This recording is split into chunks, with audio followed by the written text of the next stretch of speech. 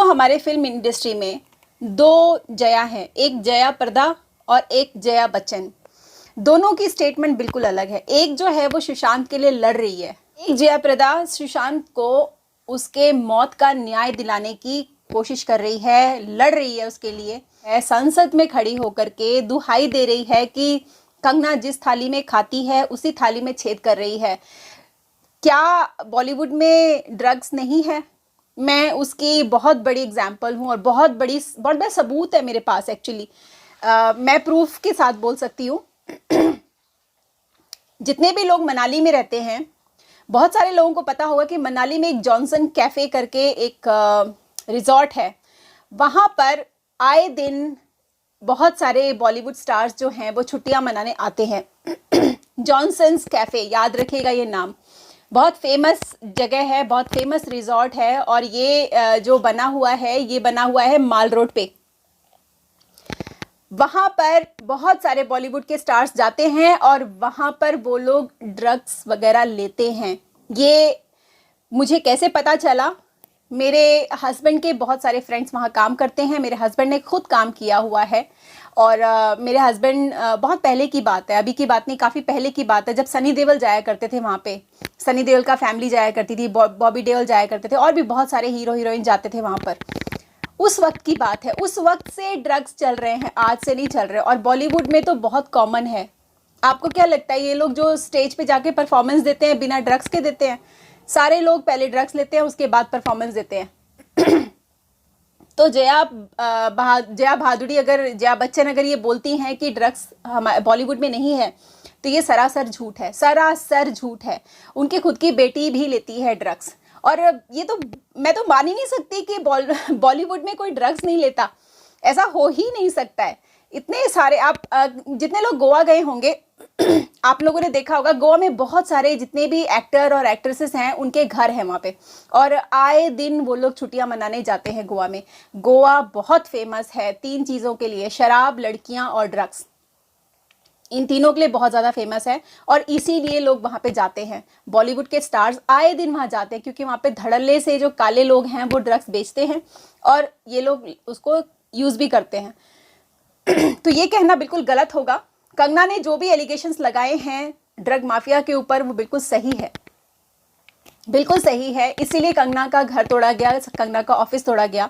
ये सबूत दिखा रहा है कि कंगना सच बोल रही है, तभी उसके पीछे लोग पड़ गए हैं। और जया बच्चन तो हद ही कर दिया उन्होंने तो मतलब एकदम ही अत्त पार कर दी जिसको कहते हैं। और इस वक्त वो ट्रोल हो रही है, बंदी पूरी तरह से ट्रोल हो रही है। पूरे इंडस्ट्री का जो भार है उस औरत ने अपने सर पे उठा लिया है। बहुत सारे हीरो हीरोइन तो देश छोड़ के जा चुके हैं। इनको ये डर है कि सीबीआई कहीं उनको भी ना धर पकड़ ले, क्योंकि सीबीआई बहुत सीरियस ले रही है इस मैटर को। सुशांत का मर्डर बहुत सीरियसली इन्वेस्टिगेट हो रहा है और ये सारा जो हो रहा है इस वक्त, ये सब या तो अर्नब की वजह से है, या जनता की वजह से है, या कंगना की वजह से है। इन लोगों ने सुशांत के केस को इस तरह से आगे लेकर के आए, इतना लड़ा उन लोगों ने कि आज सुशांत को पूरी तरह से न्याय मिलने की कगार पे है। लेकिन ये टपक गई बीच में जया बच्चन जी, वो अपनी गुहार लगाने लगी और कंगना के ऊपर एलिगेशन लगा रही है। क्या जनता को पता नहीं है किस बात की गुहार लगा रही हैं? अब आपके ज़माने में शायद नहीं होगा ड्रग्स, लेकिन आज के ज़माने में है। शायद आपके बेटे ने भी कभी ना कभी किया होगा ड्रग्स, शायद आपकी जानकारी में ना किया हो, लेकिन पीठ पीछे किया हो। ऐसा तो होता ही है। और जहाँ तक नेपोटिज्म की बात है, डेफिनेटली बॉलीवुड नेपोटिज्म से भरा पड़ा है। बॉलीवुड में किसी भी नए इंसान के लिए कोई जगह नहीं है। वहाँ पे जो फेमस हो चुका है उन्हीं के बच्चे आगे जाएंगे।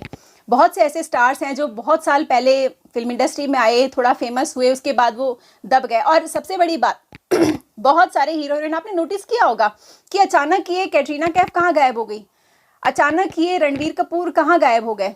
सलमान खान की गर्लफ्रेंड जब सलमान खान को छोड़ती है और वो क्या नाम है, रणवीर कपूर के साथ उसका अफेयर चलता है, उसका करियर पूरी तरह से चौपट कर दिया। तो क्या ये गैंग नहीं है? डेफिनेटली ये गैंग है भाई।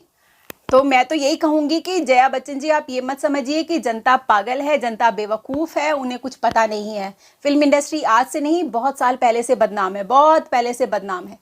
और वहाँ पे सिर्फ ड्रग्स ही नहीं होता है, अवैध संबंध जो है वो बड़े कॉमन है फिल्म इंडस्ट्री में, बहुत ज़्यादा। काउचिंग, कास्टिंग काउच बहुत फेमस है। ये सब चीज़ें क्या पता नहीं हमको, हम सबको पता है। इसलिए हमारे पेरेंट्स जो हैं वो कभी हम लोग को, जब हम यंग थे, हमने एक दो बार, मैंने अपने डैडी से भी कहा कि डैडी मुझे एक्टर बनना है, मेरे डैडी ने साफ मना कर दिया, नहीं वहाँ पे गंद बहुत है, तुम्हें नहीं जाना है। कंगना बहुत हिम्मत वाली है कि वो वहाँ पे जाकर आज भी टिकी हुई है। तो हम सबका फर्ज बनता है कि कंगना का पूरा साथ दे, और पूरा भारत कंगना के साथ है। कंगना आप आगे बढ़िए, हम सब आपके साथ हैं। सुशांत को न्याय ज़रूर मिलना चाहिए, क्योंकि दिव्या भारती के टाइम पे किसी ने आवाज़ नहीं उठाई। रिया खान मर गई, उस टाइम किसी ने कोई आवाज़ नहीं उठाया। और परवीन बॉबी मर गई, उस टाइम किसी ने कोई आवाज़ नहीं उठाया। लेकिन अब नहीं होगा ऐसा। सुशांत ने झकझोर दिया है पूरे भारत को। पूरा भारत इस वक्त सदमे में है। और ठीक है, बहुत सारे लोगों को ये भी लगता है कि ये मुद्दे से भटकाने वाली बातें हो रही हैं। सुशांत का केस जो है वो ठीक है, हो रहा है। भारत के और सारे मुद्दे हैं। डेफिनेटली भारत में हर चीज़ इंपॉर्टेंट है। देखिए, इस सुशांत का मर्डर को एक्सपोज करना भी बहुत इंपॉर्टेंट है। भारत में ड्रग माफिया को ख़त्म करना भी बहुत इंपॉर्टेंट है। भारत में बेरोज़गारी को हटाना भी बहुत इंपॉर्टेंट है। भारत में बेरोज़गारी जो है वो बहुत ज़्यादा बढ़ गई है लॉकडाउन लगाने की वजह से। आप सब लोग पता है लॉकडाउन इतना ज़्यादा लगा हुआ है, और डेफिनेटली जब लॉकडाउन रहेगा तो काम कहाँ से मिलेगा। बेरोज़गारी बहुत ज़्यादा बढ़ रही है। विदेशों से लोग वापस आ रहे हैं भारत में, तो बेरोज़गारी और ज़्यादा बढ़ेगी अब। तो जीडीपी देखिए कितना गिर गया है भारत का जीडीपी। मैं तो यही कहूँगी, मुद्दे सारे ज़रूरी हैं। अब हमें समझना है कि कौन सा मुद्दा सबसे ज़्यादा इम्पॉर्टेंट है आज के सिचुएशन को देखते हुए। मैं उम्मीद करती हूँ कि जया बच्चन अपनी ज़बान, अपनी अक्ल सब जो है वो सही तरीके से इस्तेमाल करेंगी, क्योंकि आप बूढ़ी हो गई हैं, आपकी एज 70 से ऊपर जा चुकी है। इतना ज़ोर मत लगाइए अपनी आवाज़ में कि आपका दम ही निकल जाए। आप जिस इंसान ने अपना बेटा खोया है उसका दर्द आप महसूस नहीं कर सकती हैं, तभी आज आप इतना चिल्ला चिल्ला के बकवास कर रही हैं।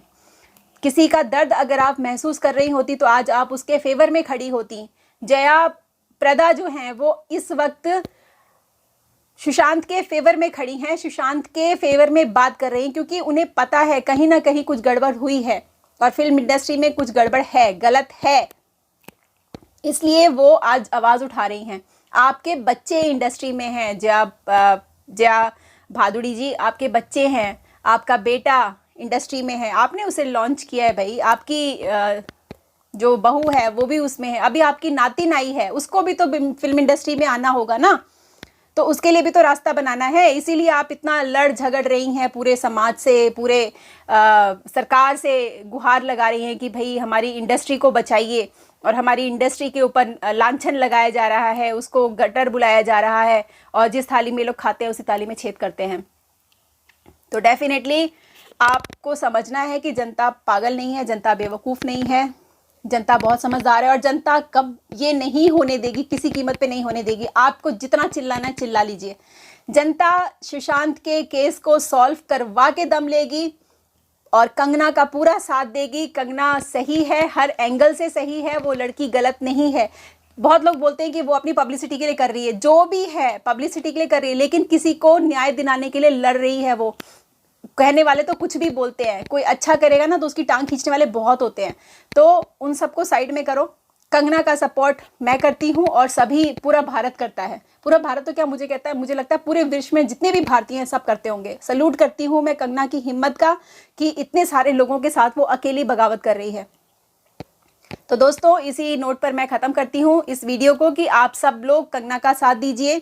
जो वो कर रही है बिल्कुल सही कर रही है। जय भारत, जय हिंद।